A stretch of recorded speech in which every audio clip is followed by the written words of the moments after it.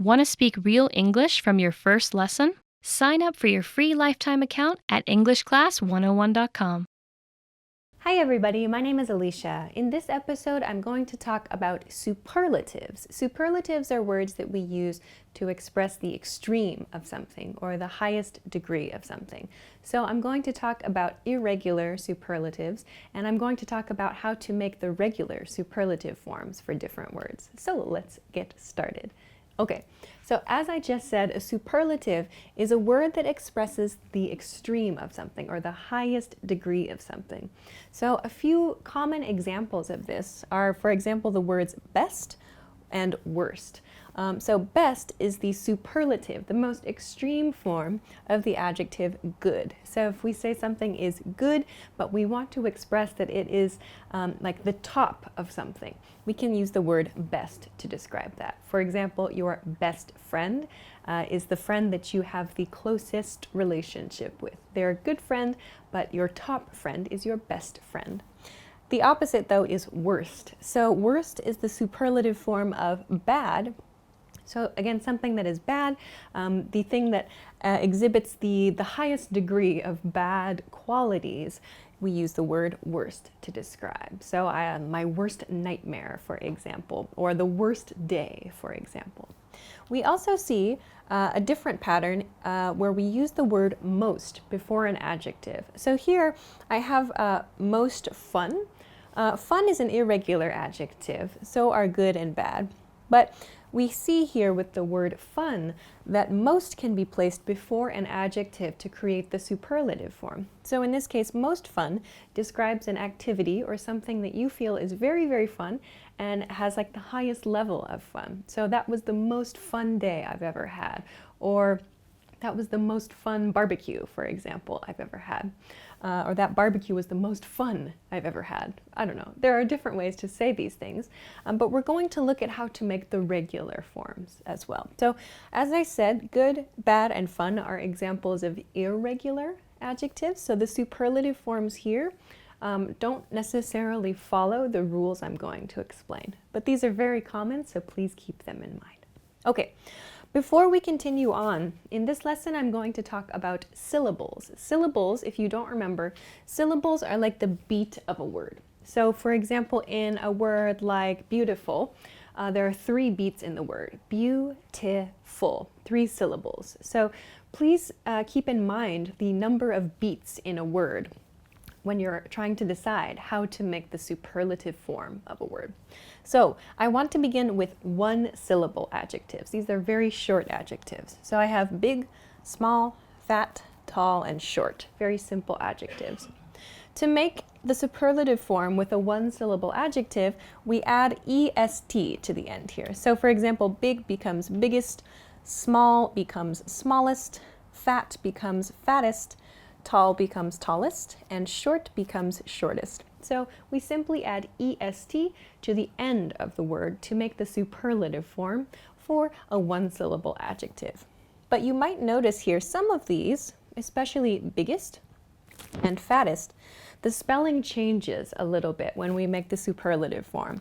So kind of a rule for you to remember when you're spelling, this doesn't really affect pronunciation, but if you're writing, if the word ends in a single consonant plus a vowel plus a single consonant, double the last consonant when you're writing. So here we see B-I-G, single consonant, vowel, single consonant. So we need to double the last consonant here. In this case, it's a G. Big becomes biggest with 2 G's. The same thing is in fat with the change to fattest. So single consonant, vowel, single consonant.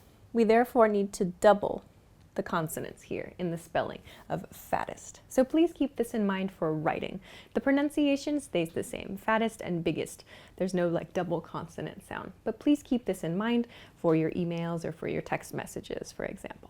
Okay, let's continue on to 2-syllable adjectives. 2-syllable adjectives are a little bit tricky because maybe there are some that don't always follow the same rule. Let's look at a few examples. I have pretty, little, handsome, nervous, and worried. So for 2-syllable adjectives, we'll either add est, as we did over here with 1-syllable adjectives, Or we might use most before the adjective. So this is something that will come with practice and with, for example, reading and doing listening to hear which ones native speakers most commonly use. So, for example, with the word handsome, I have handsomest and most handsome. You might hear both in some cases. It could depend on the region that you're in, the kind of English that is spoken there. So just listen for what's around you. And if you try to use one of these, if you'd like to use one of these and you're not sure which form to use, try most, using most. And if it doesn't work out, then you'll know to use the EST form instead. But let's take a look. There are a couple of other points I want to mention here. First, when you are using an adjective that ends in Y, in this case I have pretty, the spelling will change with this as well. So the Y at the end of the adjective will be removed. We'll drop the Y at the end and we'll add IEST. So pretty, the pronunciation doesn't change, but the spelling does. Pretty becomes prettiest here. So the Y changes to an I in spelling. Here, with the adjective little, there's no change. We just add EST. As I said with handsome, here I've added EST, or I've added most before the adjective too. In the last two, I have nervous and worried. So for these adjectives, it's better to use most. The most nervous person or the most worried person in the room, for example. It sounds a little strange to say nervousest or worriedest. It's a bit difficult to pronounce. So go with most in these cases. All right, so please keep this in mind. Try using most before the adjective if you're ever not sure. Okay, let's now go to 3-syllable adjectives. So near the beginning of this lesson, I gave the example of beautiful, 3 syllables. Each of these will follow this same rule. 3-syllable adjectives, we need to use most in front of the adjective. So exciting becomes most exciting. Beautiful becomes most beautiful. Horrible, most horrible. Nutritious, most nutritious. And expensive, most expensive. So please just add most before the adjective. And then that will make the superlative form for these long adjectives. So these are the basic rules for how to make the superlative form. One thing to be careful of though, I have heard some people use the superlative form correctly.